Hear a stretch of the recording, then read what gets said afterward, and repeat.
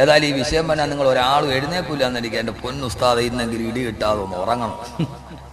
ഇത് കേട്ടിട്ടാണെങ്കിലും സഹോദരങ്ങളെ, കുടുംബത്തിന്റെ തകർച്ച വലിയ തകർച്ചയാണ്. ലോകത്ത് കുടുംബ കോടതികളിൽ കെട്ടിക്കിടക്കുന്ന കേസുകൾ, ഓരോ ജമാഅത്തിന്റെ മഹല്ല് കമ്മിറ്റിയിൽ വരുന്ന വിഷയങ്ങൾ, എന്തിനൊക്കെ വേണ്ടിയാണ് ഈ വിഷയങ്ങൾ ഉണ്ടാകുന്നത്? വെറും കാതലായ വിഷയങ്ങൾ വല്ലതും ഉണ്ടോ? എൻ്റെ പ്രസിഡന്റ് ജമാഅത്ത് കമ്മിറ്റിയിൽ വരുമ്പോൾ ആ സമയത്ത് നമ്മൾ ചോദിക്കുമ്പോൾ ഒരു ദാമ്പത്യ ബന്ധം തകരുന്നതിന്റെ തുടക്കം എവിടെ നിന്നാ? ഒന്നുമില്ല.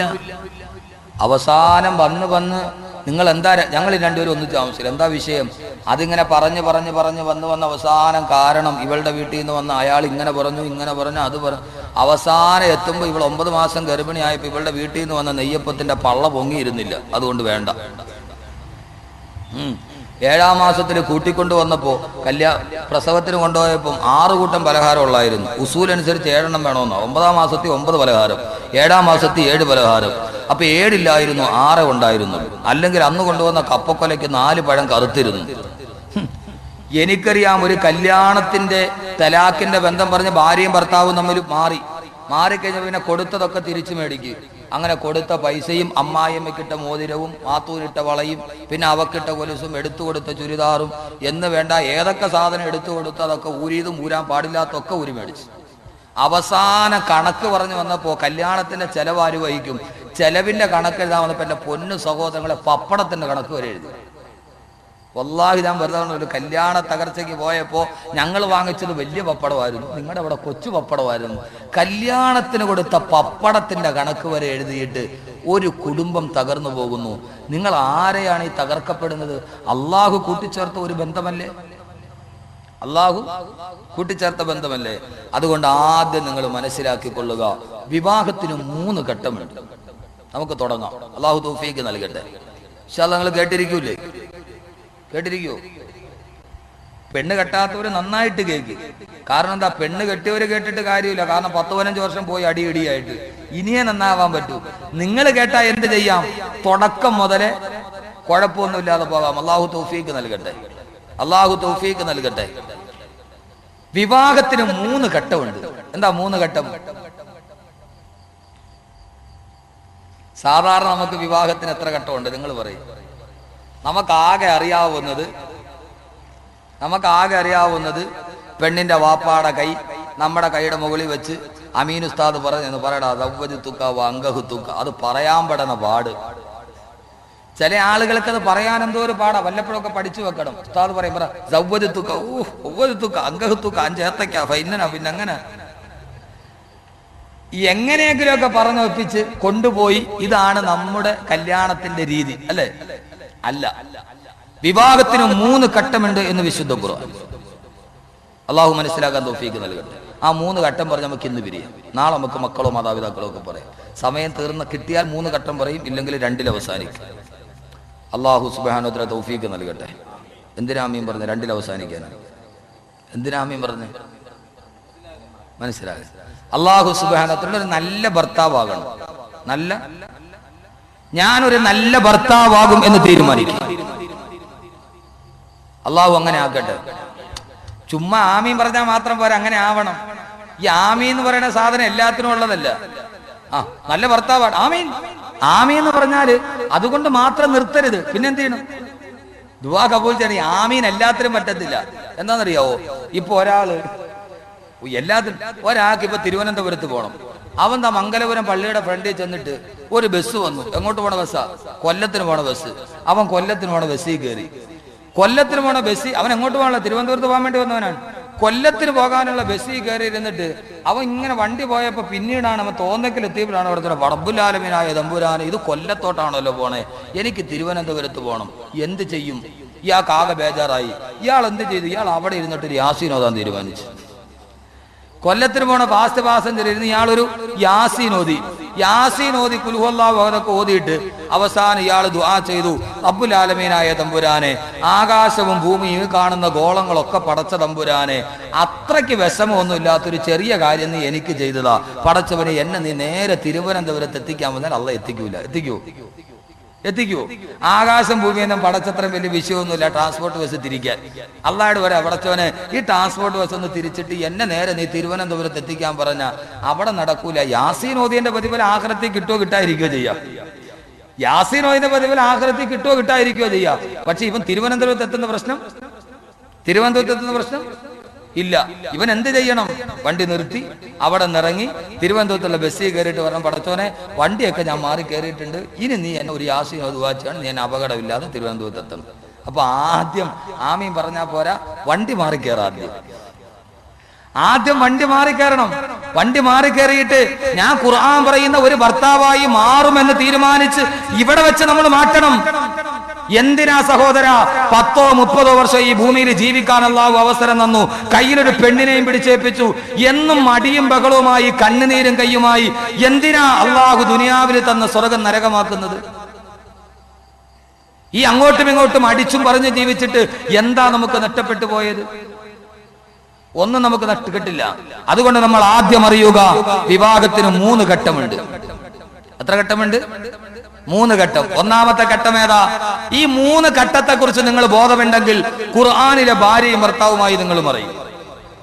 അല്ലാഹു വല്ലൈലി ഇദാ യഗ്ശായിൽ പറഞ്ഞ ഭൂമി ഭർത്താവ്, ഖുർആൻ പറഞ്ഞ എന്താ? ഭർത്താവ് പകലാണ്, ഭാര്യ രാത്രിയാണ്. വല്ലൈലി ഇദാ യഗ്ശാ വന്നഹാരി ഇദാ തജല്ലാ വമാ ഖലഖ ദക്കറ വൽ ഉൻസ.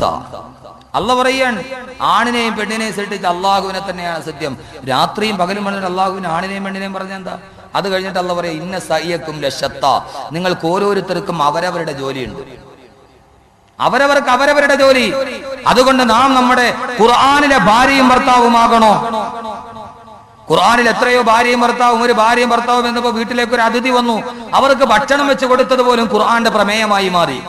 ചില സമയം പോലെ നമുക്ക് പറയാം. അള്ളാഹു പറയുകയാണ്, വിവാഹത്തിന്റെ ഒന്നാമത്തെ ഘട്ടം ഏതാ? വിവാഹത്തിന്റെ ഒന്നാമത്തെ ഘട്ടം സഹോദരങ്ങളെ, വിവാഹപ്രായമെത്തിയ ഒരു മനുഷ്യന് വേണ്ടി, പുരുഷന് വേണ്ടി പിതാവ് ഒരു ബ്രോക്കറോട് പറഞ്ഞ, ബ്രോക്കർ എവിടെയൊക്കെയോ ഫോട്ടോ കാണിച്ച് ഒരാളെ വിളിച്ചു കൊണ്ടുവന്ന് കണ്ട് പെണ്ണ് കാണൽ ഉറപ്പിച്ച് മംഗലാപുരം AR ഓഡിറ്റോറിയത്തിൽ വെച്ച് നടക്കപ്പെടുന്ന നിക്കാഹല്ല. വിവാഹത്തിന്റെ ഒന്നാമത്തെ ഘട്ടം ഏതാണെന്നറിയുമോ? അള്ളാന്റെ തിരുദൂതര് പറയുകയാ, ഒരു കുട്ടി ഉമ്മാന്റെ ഗർഭാശയത്തിൽ 4 മാസം പ്രായമാകുമ്പോ ഇവിടെ ഒരുമിച്ച് കൂടിയ ഭാര്യ ഭർത്താക്കന്മാരെ ഈമാൻ ഉറയ്ക്കുക, ഈ വാക്ക് നിങ്ങൾ കേൾക്കുക, എന്നാൽ നിങ്ങളുടെ ജീവിതം സ്വർഗമാണ്, സ്വർഗമാണ്.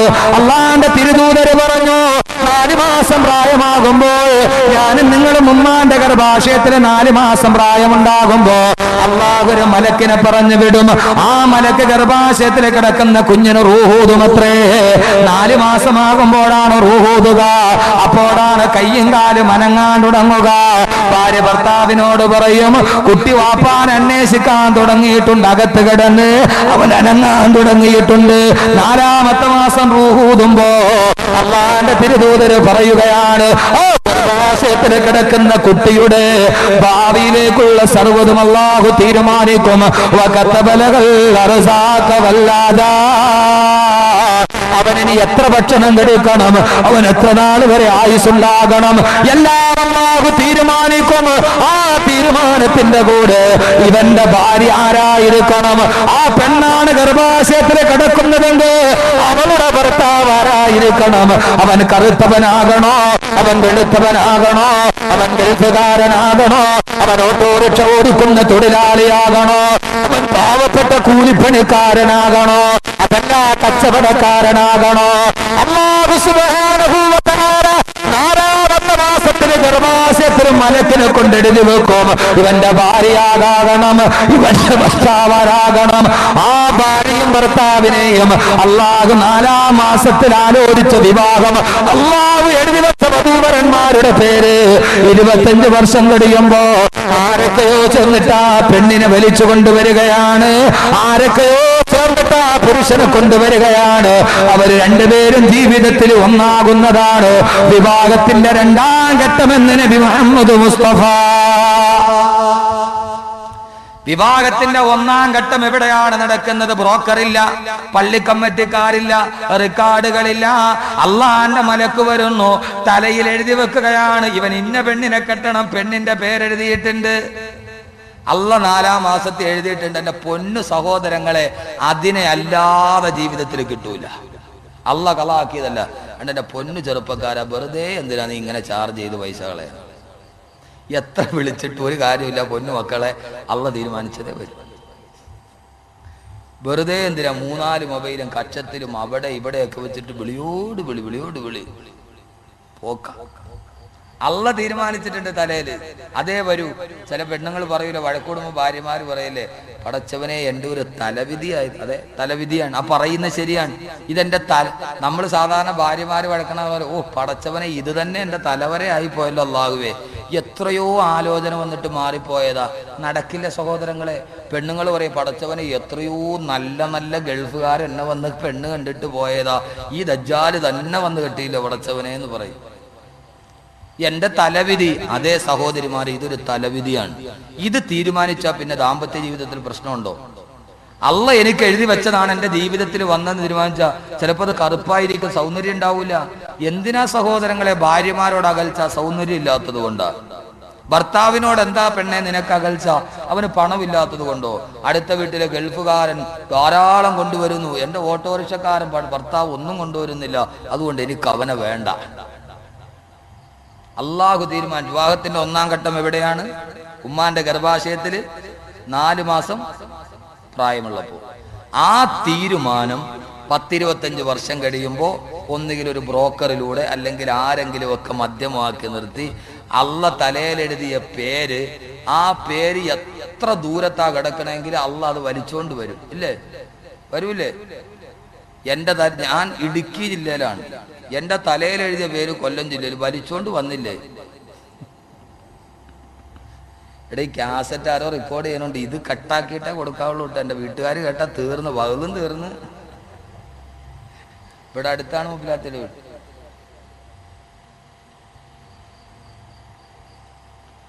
അറബികളെ വിവാഹം കഴിക്കുന്ന പെണ്ണുങ്ങളില്ലേ, അള്ള എഴുതിയതാണ്. അങ്ങനെ വിവാഹത്തിന്റെ ആദ്യത്തെ ഘട്ടം കഴിഞ്ഞു. ഇപ്പൊ നമ്മൾ നിൽക്കുന്നത് എവിടെയാണ്? 2-ാമത്തെ ഘട്ടം. ഈ 2-ാമത്തെ ഘട്ടത്തെ കുറിച്ച് ഖുർആൻ എങ്ങനെ പറഞ്ഞു? അങ്ങനെ ജീവിച്ചാൽ നമുക്ക് 3-ാമത്തെ ഘട്ടത്തിലെത്താം. അള്ളാഹു തൗഫീഖ് നൽകട്ടെ. എന്താ 2-ാമത്തെ ഘട്ടം? ഖുർആൻ അള്ളാഹു പറയുകയാണ്, 2-ാമത്തെ ഘട്ടം വിവാഹത്തോടെ തുടങ്ങുകയാണ്. 2 സാക്ഷികൾ, വധുവിന്റെ പിതാവിന്റെ കൈ നിന്റെ കൈവെള്ളയിലോട്ട് വരികയാണ്.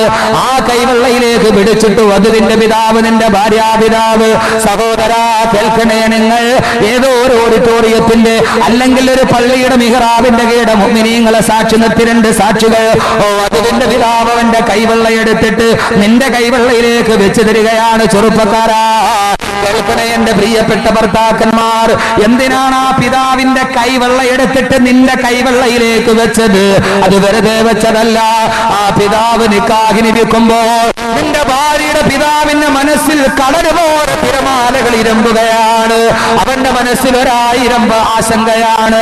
അല്ലാഹുവേ, 18 വർഷം താടത്തുമ്പക്കാട് തോളത്തുമ്പക്കാട് വളർത്തിക്കൊണ്ടുവന്ന എന്റെ പൊന്നുമോൾ, അല്ലാഹുവേ ജീവിതത്തിൽ കൺമണിയെ പോലെ കാത്തു സൂക്ഷിച്ച എന്റെ പൊന്നുമോൾ, ആ പൊന്നുമോളെ എവിടെയോ കിടന്ന ഒരു ചെറുപ്പക്കാരന് ഒരാഴ്ച മുമ്പോ 1 മാസം മുമ്പോ കണ്ട് പരിചയപ്പെട്ട ഒരു അപരിചിതന്റെ കയ്യിലോട്ട് വെക്കുകയാ. ആ സമയത്ത് ആ പെണ്ണിന്റെ വാപ്പയുടെ മനസ്സിന്റെ ദുഃഖം എന്താ? അയാള് കൈവെള്ള എടുത്തിട്ട് നിന്റെ കൈവെള്ളയിലോട്ട് വെക്കുന്നതെന്താ? എന്റെ പ്രിയപ്പെട്ട പുതുമണവാള, ഇത്രയും നാൾ കൈവല്യം പോലെ കൈവെള്ളയിൽ കാത്തു സൂക്ഷിച്ച എന്റെ കൺമണിയെ നിന്റെ കയ്യിലേക്ക് ഞാൻ തരുകയാണ്. ഒരു മാടപ്പിറാവിനെ പോലെ നിന്റെ കൈവെള്ളയിലോട്ട് വെച്ച് തരികയാ. നിക്കാഹ് നടക്കുമ്പോൾ വധുവിന്റെ പിതാവ് നിന്റെ കൈവെള്ളയിലോട്ട് വെക്കുന്നത് വെറും കൈയല്ല, അവന്റെ പൊന്നുമോളുടെ ജീവിതമാണ് കൈവെള്ളയിലോട്ട് വെച്ച് നൽകുന്നത്. എന്റെ പൊന്നുമോളെ നീ ദുഃഖിപ്പിക്കരുതേ, അവളെ കരയിപ്പിക്കരുതേ, അവളുടെ കണ്ണുനീര് വീടരുതേ. ഇവിടെ എത്രയോ പിതാക്കന്മാരുണ്ട്, മകളെ പിടിച്ച് മറ്റൊരുത്തന്റെ കയ്യിൽ ഏൽപ്പിക്കുമ്പോ മനസ്സ് വല്ലാതെ പതറിയിട്ടില്ലേ, കണ്ണു വല്ലാതെ നിറഞ്ഞിട്ടില്ലേ? അല്ലാഹുവേ, എന്റെ പൊന്നുമോൾ, അവൾക്കിനി കുടിക്കാൻ കഞ്ഞി കിട്ടുമോ? അവൾക്കിനി സന്തോഷത്തിന്റെ രാത്രി വരുമോ? അല്ലാഹുവേ, കാത്തു സൂക്ഷിച്ച കൺമണിയാണ് ഭർത്താക്കന്മാരെ ഭാര്യാപിതാവ് നിങ്ങളുടെ കയ്യിൽ വെച്ച് തന്നത്. നിങ്ങൾ ഏറ്റെടുത്തതൊരു ജീവിതമാണ്. ആ ജീവിതത്തെ കുറിച്ച് അല്ലാഹു പറയുന്നത് എന്താ? പള്ളിയുടെ ഓഡിറ്റോറിയത്തിന്റെ അടുക്കല് ഇമാമ് കൈപിടിച്ചിട്ട് എന്ന് പറയുമ്പോ അതും വെറും ചടങ്ങല്ല. അള്ളാന്റെ ഖുർആൻ ആ ചടങ്ങിനെ കുറിച്ച് പറഞ്ഞതെന്താ? വാഖദിന മിൻകും മിസാഖൻ ഖലീലാ, വാഖദിന മിൻകും മിസാഖൻ ഖലീലാ. ഇതൊരു ബലിഷ്ഠമായ ഉടമ്പടിയാ, ഇതൊരു ബലിഷ്ഠമായ ഉടമ്പടിയാ. നിക്കാഹിനെ വെറും തമാശയാക്കുന്നവരോട്, നിക്കാഹ് വെറും ചടങ്ങാന്ന് കരുതുന്നവരോട് ഖുർആനിലെ ഭർത്താവായി നിനക്ക് മാറണോ? നിനക്കൊരു ഓർമ്മയുണ്ടാകണം. എന്താ ഓർമ്മ? ഒരു വസ്തു നീ കച്ചവടം ചെയ്താൽ എഗ്രിമെന്റ് ഉണ്ടാക്കില്ലേ? സമയമാകുമ്പോൾ പിരിച്ചു കൊടുക്കണ്ടേ? എഗ്രിമെന്റ് പാലിക്കണ്ടേ? അള്ളാന്റെ മുമ്പിൽ നീ എഗ്രിമെന്റ് വെച്ചതാ നിന്റെ ഭാര്യയെ കുറിച്ച്. ഞാൻ പറയുന്നത് ഭർത്താക്കന്മാരോടാണ്, ഞാനടക്കമുള്ള ഭർത്താക്കന്മാരോട്. അള്ളാന്റെ മുമ്പിൽ നീ കരാറ് വെച്ചതാ. ആരാ നിന്റെ കരാറിന്റെ സാക്ഷി എന്നറിയുമോ? ഇത് കരാറാന്ന് പറഞ്ഞത് ഞാനല്ല, അള്ളയാണ് പറഞ്ഞത്. വാഖദിന മിൻകും മിസാഖൻ ഖലീലാ. ഇതൊരു ബലിഷ്ഠമായ ഉടമ്പടിയാ. ആരാ നീ വെച്ച എഗ്രിമെന്റിന്റെ സാക്ഷി ആരാന്നറിയോ? അത് പള്ളി കമ്മിറ്റിക്കാരല്ല, നിന്റെ രജിസ്റ്ററിൽ ഒപ്പിട്ട നിന്റെ അയൽവക്കക്കാരല്ല. ആദ്യം ഇമാമ് പറയുമ്പോൾ പറയുന്നതെന്താ? ബിസ്മില്ലാഹിർ റഹ്മാനിർ റഹീം, അൽഹംദുലില്ലാഹി